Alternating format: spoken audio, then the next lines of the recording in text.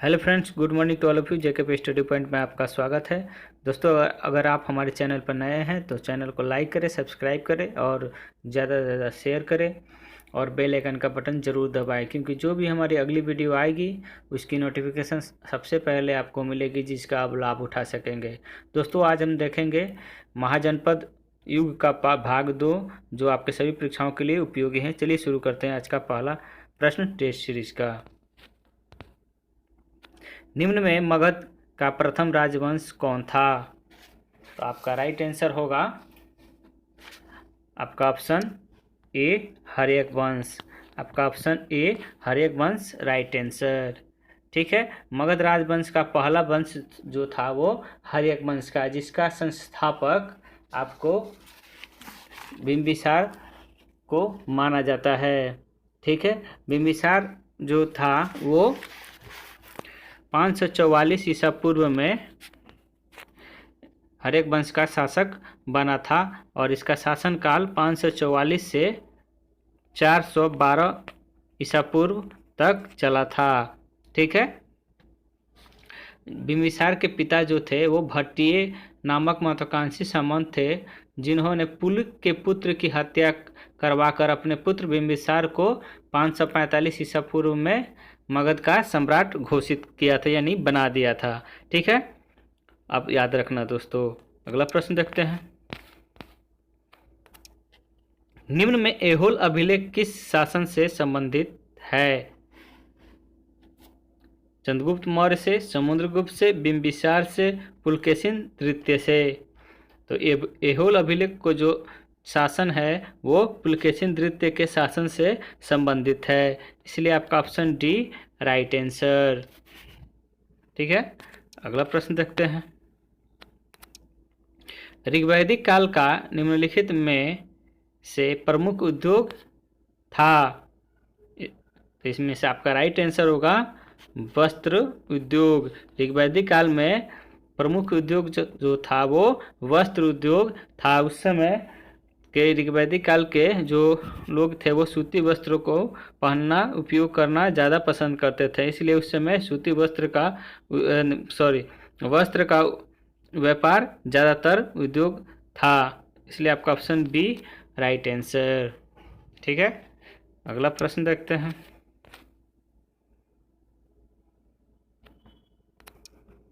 निम्नलिखित में तोलोकाप्पियम किस युग की महान कृति है? वैदिक युग, ऋग्वैदिक युग, संगम युग, ए, बी और सी। आपका राइट आंसर होगा संगम युग की। तोल्काप्पियम किस युग की कहानी है? तो संगम युग की। ठीक है, तोल्काप्पियम के रचनाकार जो थे वो तोल्काप्पियर थे। आप सबको पता होगा दोस्तों, तोल्काप्पियर के रचनाकार तोल्काप्पियर थे, इसलिए आपका ऑप्शन सी राइट आंसर। अगला प्रश्न देखते हैं। प्रसेनजित किस महाजनपद का एक विख्यात शासक था? आपका राइट आंसर होगा कौशल महाजनपद का। प्रसेनजित जो था वो कौशल महाजनपद का एक विख्यात शासक था। ठीक है, आपका ऑप्शन ए राइट आंसर। अगला प्रश्न देखते हैं। प्रसिद्ध शासक हर्षवर्धन किस राज्य वंश से संबंधित था? आपका राइट आंसर होगा आपका ऑप्शन ए थानेश्वर के पुष्यभूति राजवंश से। हर्षवर्धन जो था वो थानेश्वर के पुष्यभूति राजवंश से संबंधित था, इसलिए आपका ऑप्शन ए राइट आंसर। अगला प्रश्न देखते हैं। थानेश्वर और पुष्यभूति वंश को हम हर्षवर्धन था, ठीक है, इसे हम वर्धन राजवंश के नाम से भी जानते हैं। हर्षवर्धन का शासनकाल 6 से 6 ईस्वी में था। ठीक है, राज्यवर्धन के मृत्यु के बाद हर्षवर्धन थानेश्वर का शासक बना था। ठीक है, अगला प्रश्न देखते हैं। वत्स महाजनपद आधुनिक उत्तर प्रदेश के प्रयाग के पास तथा काशी जनपद दक्षिण पश्चिम में था। इसकी राजधानी यमुना के तट पर अवस्थित कौशाम्बी थी। आजकल इसे किस नाम से पुकारा जाता है? तो आपका राइट आंसर होगा कोसम। दक्षिण पश्चिम जो आज वत्स महाजनपद जो है वो आधुनिक उत्तर प्रदेश में प्रयाग में के पास दक्षिण पश्चिम में था, इसलिए इसकी राजधानी यमुना के तट पर अवस्थित कौशाम्बी थी। आजकल इसे हम कोसम के नाम से जानते हैं। ठीक है, अगला प्रश्न देखते हैं। हाइडेस्पिच का युद्ध किन किन राजाओं के मध्य हुआ था? आपका राइट आंसर होगा सिकंदर तथा राजा पुरु के बीच, यानी राजा सिकंदर तथा राजा पुरुष के बीच हाइडेस्पिच का युद्ध हुआ था, इसलिए आपका ऑप्शन सी राइट आंसर। ठीक है, हम इसे झेलम हाइडेस्पिच के युद्ध को झेलम के युद्ध के नाम से भी जानते हैं। किस नाम से? तो झेलम युद्ध के नाम से। ठीक है, इसे याद रखना दोस्तों, ये अक्सर ज़्यादातर परीक्षाओं में पूछे जाते हैं। ठीक है, यह युद्ध हाइडेस्पिच का युद्ध जो हुआ था सिकंदर और राजा पोरस के बीच, वो 326 ईसा पूर्व में हुआ था। कब हुआ था? तो 326 ईसा पूर्व में। ठीक है, अगला प्रश्न देखते हैं। पाणिनि ने अपने अष्टाध्यायी में कितने जनपदों का उल्लेख किया है? तो पाणिनि ने अपने अष्टाध्यायी में 22 जनपदों की उल्लेख किया है, इसलिए आपका ऑप्शन डी राइट आंसर। अगला प्रश्न देखते हैं। किस ग्रंथ के उल्लेख को महाजनपदों की संख्या निर्धारित करने के लिए प्रमाणित माना जाता है? आपका राइट आंसर होगा अंगुत्तुर निकाय, यानी कि आपका ऑप्शन ए राइट आंसर। ठीक है, महाजनपदों की संख्या निर्धारित करने के लिए हम अंगुत्तुर निकाय की मदद लेते हैं। ठीक है, अंगुत्तुर निकाय जो है वो सबसे प्राचीन ग्रंथ है। ठीक है, अंगुत्तुर निकाय से 16 महाजनपदों की जानकारी मिलती है। कि कौन से? तो 16 महाजनपदों की जानकारी मिलती है। ठीक है, अगला प्रश्न देखते हैं। एक शांति प्रिय राज्य के रूप में मेगास्थनीज ने किस जनपद का उल्लेख किया है? तो आपका राइट आंसर होगा सूरसेन। मेगास्थनीज ने एक शांति प्रिय जनपद जो था वो उस समय सूरसेन था, जिसका जो वर्तमान में मथुरा है। ठीक है, जिसका वर्तमान में सूरसेन का आधुनिक नाम मथुरा है, जो वर्तमान में उत्तर प्रदेश में है। कौन है? तो आपका मथुरा।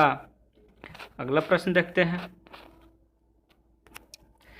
निम्न में राजपुर किस जनपद की राजधानी का नाम था? तो आपका सही आंसर होगा कंबोज। राजपुर जो था वो कंबोज की राजधानी था। राजपुर जो जनपद था वो कंबोज की राजधानी का नाम था, इसलिए आपका ऑप्शन सी राइट आंसर। ठीक है, कंबोज की राजधानी उस प्राचीन काल में 16 महाजनपद में कंबोज की राजधानी हटाकट थी। ठीक है, प्राचीन काल में। ठीक है, राजपुर के अंतर्गत जो थे वो राजपुर, राजौरी, हजारा और ये सब उत्तर प्रदेश में पड़ते हैं। अगला प्रश्न देखते हैं। रुहेलखंड तथा मध्य दोआब के क्षेत्रों में कौन सा महाजनपद स्थित था? आपका राइट आंसर होगा आपका ऑप्शन ए पंचाल। आपका option A Panchal right answer. Panchal की राजधानी अहिछत्रा। कहाँ है पंचाल की राजधानी? अहिछत्रा।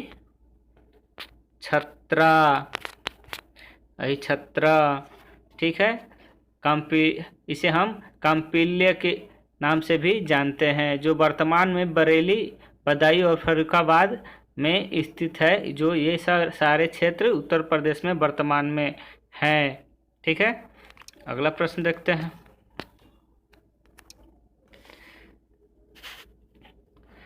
निम्न में कौन सा एकमात्र जनपद दक्षिण भारत में स्थित था? आपका राइट आंसर होगा अस्मक। आपका ऑप्शन ए राइट आंसर अस्मक। अस्मक की राजधानी जो थी वो उस समय पोटली या पोतन, पोतली या पोतन के नाम से भी जानते हैं। ठीक है, ये गोदावरी नदी के आसपास का क्षेत्र है। ठीक है, अगला प्रश्न देखते हैं। रामग्राम किस गणराज्य की राजधानी थी? तो आपका राइट आंसर होगा कोलिये। कोलिये जो थी वो रामग्राम गणराज्य की राजधानी थी कोलिये, इसलिए आपका ऑप्शन डी राइट आंसर। अगला प्रश्न देखते हैं।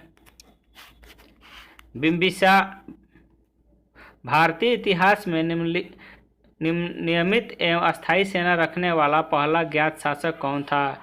भारतीय इतिहास में नियमित तथा अस्थायी सेना रखने वाला पहला ज्ञात शासक कौन था? तो आपका राइट आंसर होगा बिम्बिसार। बिम्बिसार जो था भारतीय इतिहास में पहला शासक था जिसने अस्थायी सेना रखने के लिए इसे जाना जाता है, इसलिए आपका ऑप्शन ए राइट आंसर। अगला प्रश्न देखते हैं।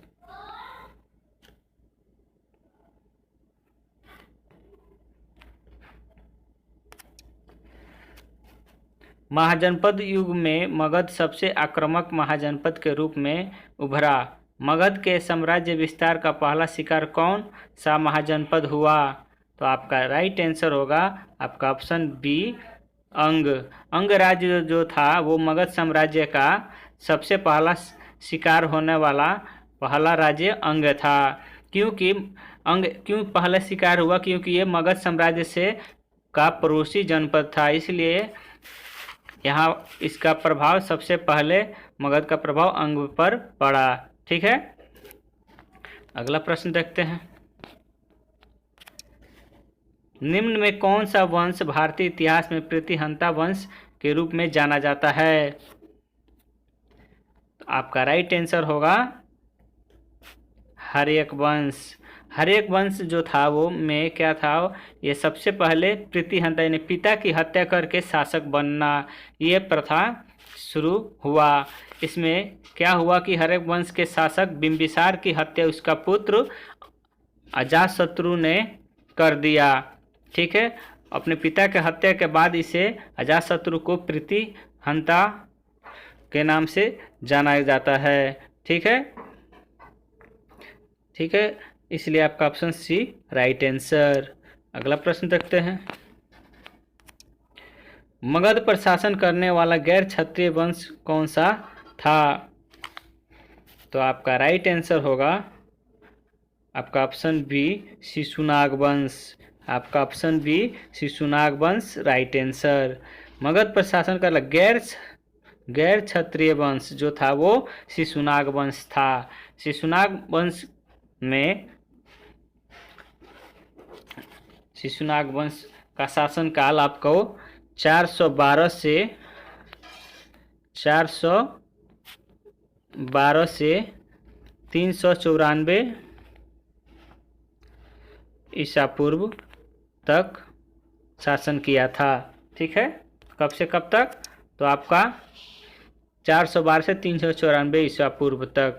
शिशुनाग वंश हर्यक वंश के अंतिम शासक नागदशक की हत्या करके शिशुनाग वंश की स्थापना शिशुनाग ने किया था। ठीक है, शिशुनाग का शासनकाल कब से कब तक था? तो 412 से 394 ईसा पूर्व तक।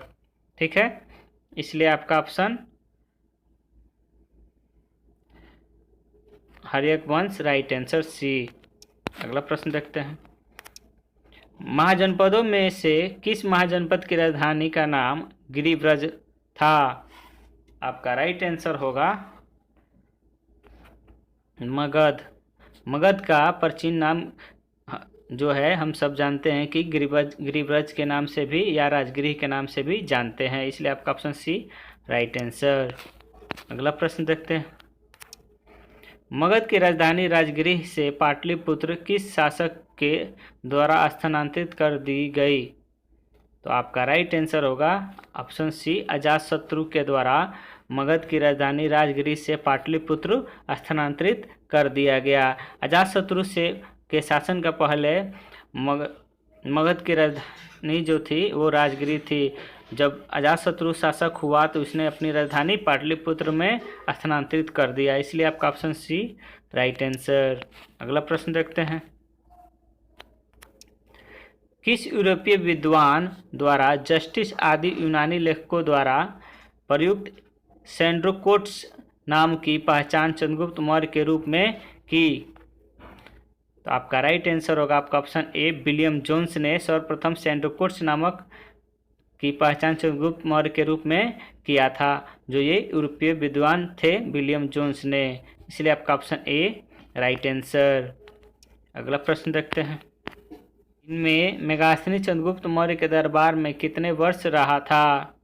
तो आपका राइट आंसर होगा 6 वर्ष तक।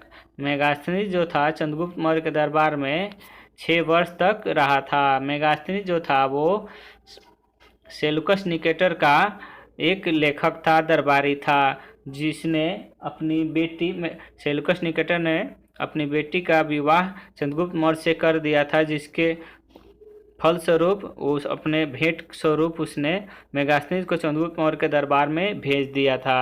ठीक है, वही उसने वहाँ पर चंद्रगुप्त मौर्य के दरबार में 6 वर्ष वहाँ पर शासन के दौरान अपना जीवन गुजारा था शासन में। ठीक है, अगला प्रश्न देखते हैं। बिंदुसार के लिए यूनानी स्त्रोतों में कौन सा नाम आया है? तो आपका राइट आंसर होगा अमित्रोकेटस। अमित्रोकेटस जो था वो हम बिंदुसार को यूनानी स्त्रोतों के में जानते हैं। अमित्रोकेटस के नाम से भी बिंदुसार को जाना जाता है, इसलिए आपका ऑप्शन सी राइट आंसर। अगला प्रश्न देखते हैं। मगध साम्राज्य का अंतिम विस्तार कलिंग विजय के रूप में था। इसकी शुरुआत किस विजय से हुई थी? वत्स विजय, कुरु विजय, अंग विजय, सभी? तो आपका राइट आंसर होगा अंग विजय। ठीक है, मगध साम्राज्य में अंतिम विस्तार कलिंग विजय के रूप में इसकी शुरुआत हुई थी, वो थी अंग विजय। ठीक है, अंग विजय मगध की पड़ोसी जनपद होने के कारण इसे मगध में अंग विजय के नाम से जाना जाता है मगध का। ठीक है, इसलिए आपका ऑप्शन सी राइट आंसर। धन्यवाद दोस्तों। अगर आपको ये वीडियो अच्छी लगे तो वीडियो को लाइक करें, सब्सक्राइब करें और बेल आइकन का बटन जरूर दबाएं। धन्यवाद। जय हिंद, जय भारत।